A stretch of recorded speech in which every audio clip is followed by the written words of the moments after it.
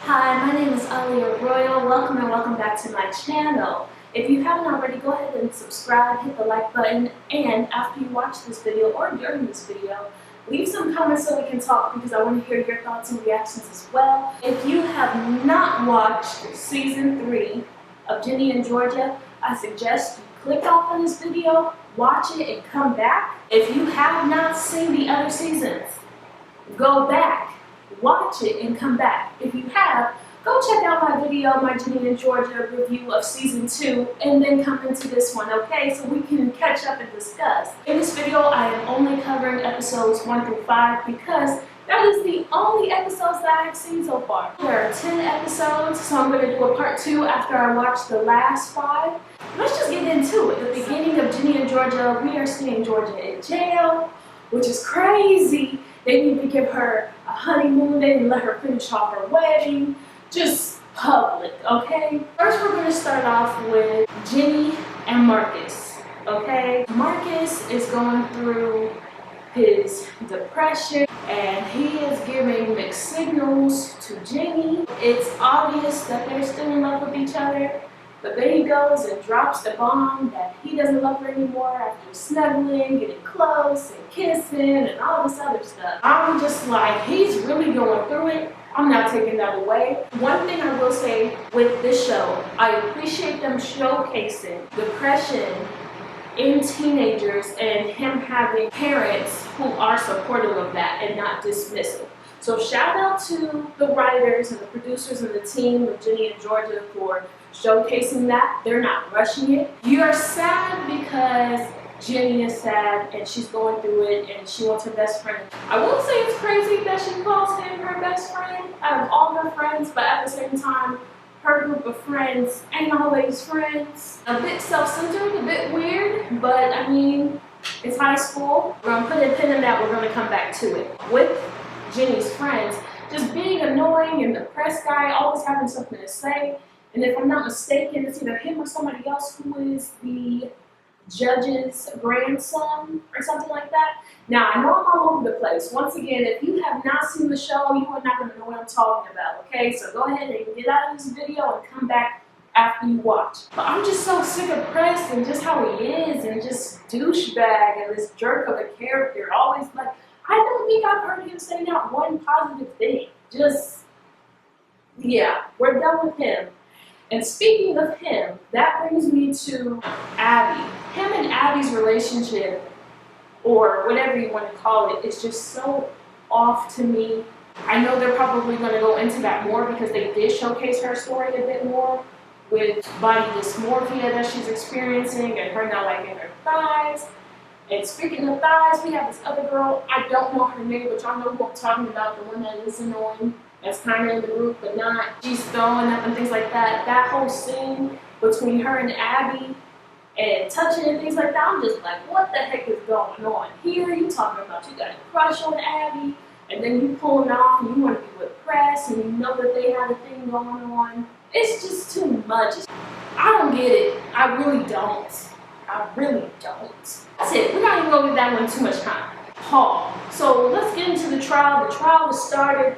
They're awaiting it. They know that it's coming. They're not able to get it dismissed. I knew Paul was going to run away. Okay, when the times was getting rough, I just knew it. Review of season 2. I did say that I felt like Paul wasn't a good guy or a perfect guy, and that there was something hiding with him.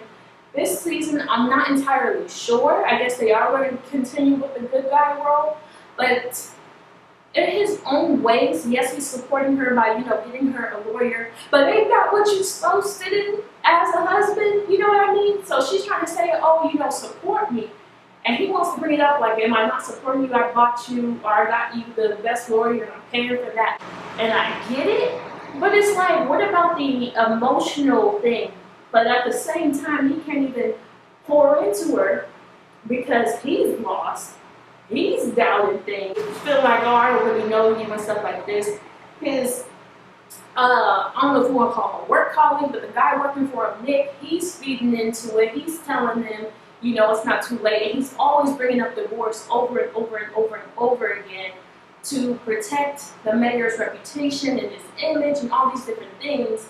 And it was like at first he was saying, oh, I'm not going to divorce her, you know, for better or for worse. But now it's like he's really questioning it. And I get that it's hard. He's going to work. Everybody's talking about it. He can't get a break, and it's everywhere that he's going. But it's like he's continuing to shut her out and shut her out and shut her out.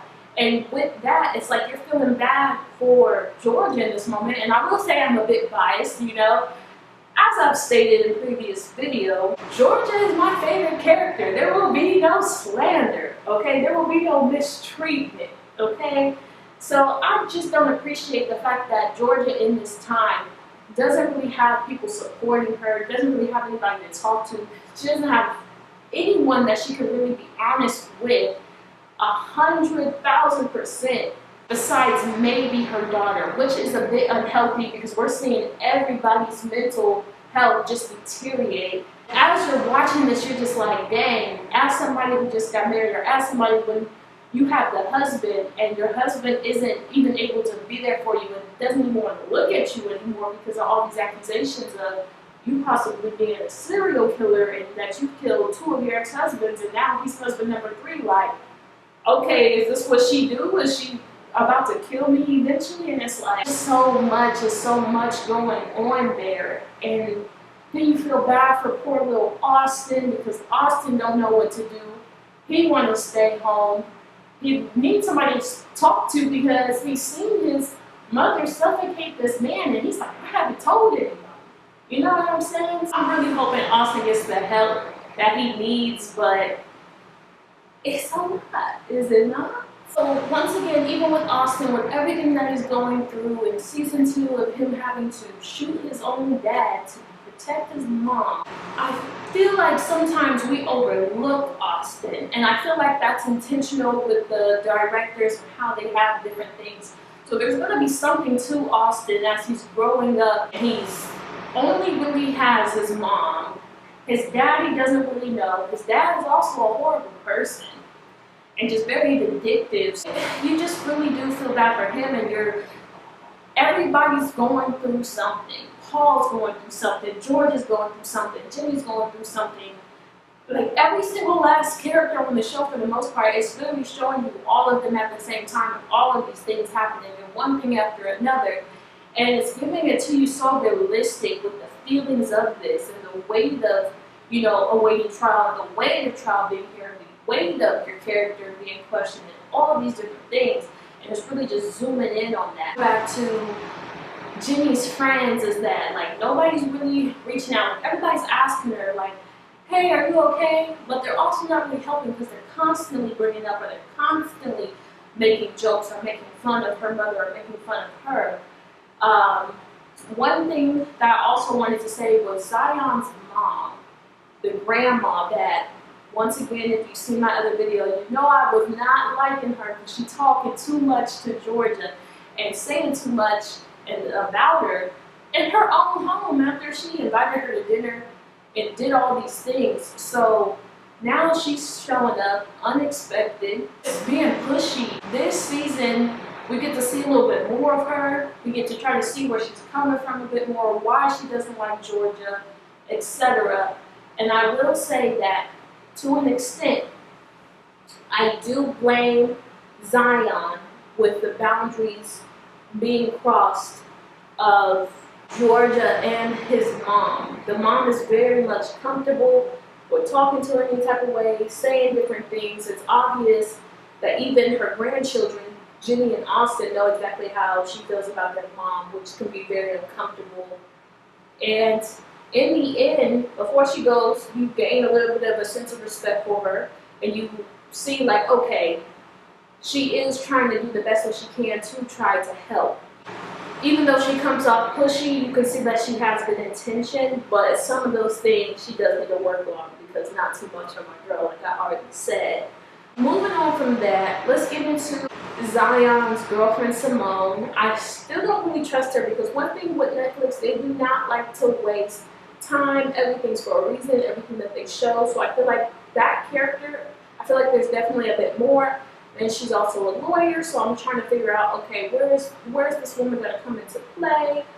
You know, are you undercover? Part of me is like yes, and another part of me is like no, because she does have a problem every time Georgia is mentioned from Zion and things like that. So I'm just trying to figure out what is her place. Like, are you actually here to be a girlfriend, or what's the lore? Like, what's really going on? Okay, so she ain't off my radar completely, but we're gonna put a pause at that. I will say that I like the moment of her picking the dress for, not Georgia, but for Ginny, for the dance or whatever, and Ginny getting out and having fun, Marcus getting out and having fun before he wanted to vandalize that classroom. We're not even going to get too much into the vandalism of that classroom because it's not important enough. Let's see what else. And then Joe, real quick, you feel bad for him as well. He's not really being there for Georgia. He is, but he's not because he still has feelings for her. And you have all these men, including Zion, that are in love with Georgia or love her, and it's like you feel bad, but she can't be with all y'all. It's just not gonna work. I do feel bad for Joe sometimes. I'm constantly like, oh man, who do I want her to be with? Because at first I'm not gonna hold you. I wanted her to be with Joe. Then I seen Zion. I wanted her to be with Zion. I was never rooting for her and Paul. I'm gonna be honest, but because they are married now, I'm like, make it work, but I don't know. I don't know who to root for anymore. They all leaving. They all doing stuff. So I don't know. Put in the comments right now. You team Joe or you team Paul? You team Zion? You team no one at all? Who we want to see Georgia with? Because now I don't even know. I was going to say Zion, but after the move that he pulled at the end of episode 5 with Child Protective Services coming in, snatching Ginny out of Georgia's arms, and she's not even able to say goodbye to her kids. And you mean to tell me Zion, you called and Gil called and you let Gil get into your head about the safety of your children? Now I get it. Everything's coming out, everything looks bad, but I'm like, Zion of all people, I feel like he would have continued to have Georgia's back since he kind of knows about her past already. I would have felt as though he understood, you know, and even the little bit that Georgia told him in the end when he was questioning her and saying that you can't go back to your mom's place, even when she said little things like, oh, she didn't mean it, or she was trying to protect me, or that he wasn't a good guy, and all these different things, you would have felt as though he would have understood where she was coming from and not seen her as just this huge monster. And I have to say this, as handsome as this guy is, I felt like his acting wasn't all the way there in these parts. I have to be honest, it seemed like he was smiling, laughing, and things like that with a lot of the serious scenes or the scenes where he had to get mad. I will say that. It seemed like he was really trying to hold back, smiling and laughing. I just had to put that out there. They made me really mad to take her children away from her. And I'm so glad that Georgia actually said something to her father about, you do not get to just come in and snatch me from my mom's arms or now come into play and you want to be a parent or you want to come into my life and you want to go through this with me or, you know, call the shots and different things like that. Even though, yeah, he's her dad, she did have a point because as we've seen with the different seasons, this man is in and out, it seems like, or he's chasing his dream and it's whatever with Georgia and whatever with Ginny, or you know what I mean? He gets to live his life and he gets to pick and choose when he wants to be an active dad and when he don't want to be, in other words. But I don't like the fact that Georgia is once again isolated, but also the relationships that she has, or the relationship that she has with her children, it is unhealthy. I'll say that. It's unhealthy. It's too much to put on kids. They're not able to be kids. They can't have the normal life. Georgia somehow feels like it's her fault because her poem from last season got out, and now everybody knows that, you know, Ginny knew about what her mom was doing, and so it's like confirming it as well, unless they can come up with something to say that of what the poem was about, something else. It wasn't this. I don't know what you can say. But like the mom's also telling Ginny, hey, you know, you can't tell the therapist everything.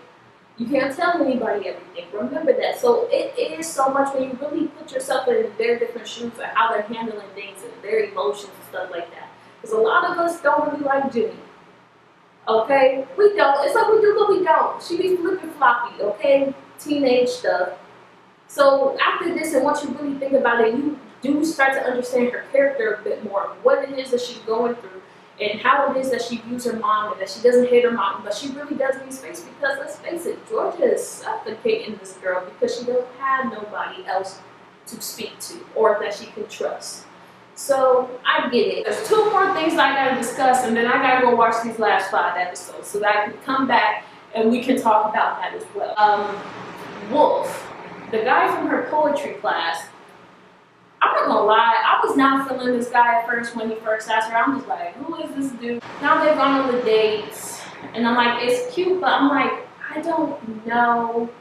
Like, I just feel like for myself, that's not somebody I would have pictured her with, because the relationships that she finds herself in is like, I don't be shipping it. Like, I don't know where you're finding these guys. I don't know. I don't know how I feel yet, okay? Part of me like him, and part of me's like, I don't know, like it'd be some cringy relationships going on in this show. I'm not even gonna lie. When anybody that Ginny be involved with, it's just cringe on some type of level. High school.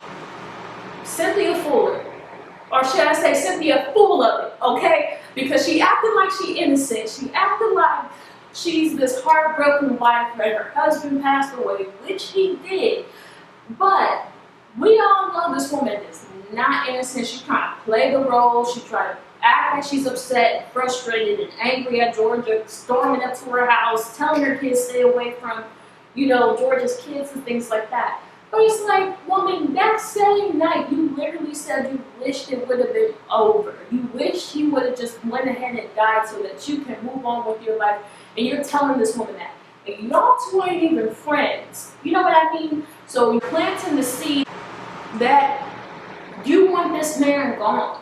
Then this season we figure out from George's lawyer that you got all these bills that are backed up and things like that, and all this debt, and the timing of that incident, and you most likely calling and seeing that your husband is gone. Then you leave the woman alone. You leave Georgia alone in your home the night that you even were saying all this, and you're pouring all your feelings and emotions out on this woman, and then mysteriously you leave. Give her enough time to do the deed, and then you come back. Woman, you was not slick. You was not slick. Okay, you in that for the insurance money, okay? And then the affair that happened between her and Joe, just all these different things. I'm like, prediction, I do feel like they may try to say that she did it and have it go that way, even though Georgia was saying she don't want it to be like that. I feel like it might. Because she's bringing all this attention to Georgia, purposefully trying to get the attention off of herself. But I do feel like that attention's gonna come right back around on her. I do. Go back to Gil, my bad, one last time. I'm getting sick of this man. The same thing that I said in my last video. Sick of him. Okay, I'm done with him. And he's talking about, oh, you can't keep me from my child and things like that. And I'm like, it's crazy. You was crazy then, you crazy now, you probably gonna continue to be crazy. Then you go into her other baby daddy and you're just like, yeah, baby daddy team, we gonna team up and go get our kids. The one thing that I will say that I don't like with Zion in that moment, because he even said to him, she's told me a little bit of you. You're not that clean of a person, or this good character guy. Why would you allow Austin to go into the hands of the custody of his father, knowing that if you know Georgia so well, all the things that you do know or that you did know about her, you wanted to have Austin go unsupervised with this man. And then even when Gil showed showed Zion the bullet wound in his arm, you have to think to yourself, why would his son shoot him, and why was he there in the first place? All these different things that he's telling you. You never thought to ask, okay, so what would make his son get into the position of shooting him? And now Austin is separated and alone with this guy that he barely knows. And now him and his sister are now separated, 2 different households, and all these things is going on. So that is something I really am upset about. I'm very disappointed in Zion's character. And if you haven't known already, I do talk about these people like these are real people, okay? Because to me, when I'm watching shows, I be invested, okay? Invested. So that is all that I have to say for now. Stay tuned for part 2 if you want to continue to hear what my thoughts are about this. They got me on the verge of tears, especially with the scene of Ginny running to her room and locking the door, trying not to burn and self-harm, and Georgia being there for her in the way that she was and holding her. I mean, this is a tearjerker, okay? I'm over here trying to hold it on while you get back in there, okay? They really trying to make me cry this season. I'm trying to hold it in. But it's a lot of emotions that they're making you feel like you're going to feel it as a viewer of this. So, y'all have a blessed day, and don't you ever forget that you are loved and highly favored. And until the next time, love y'all. Bye.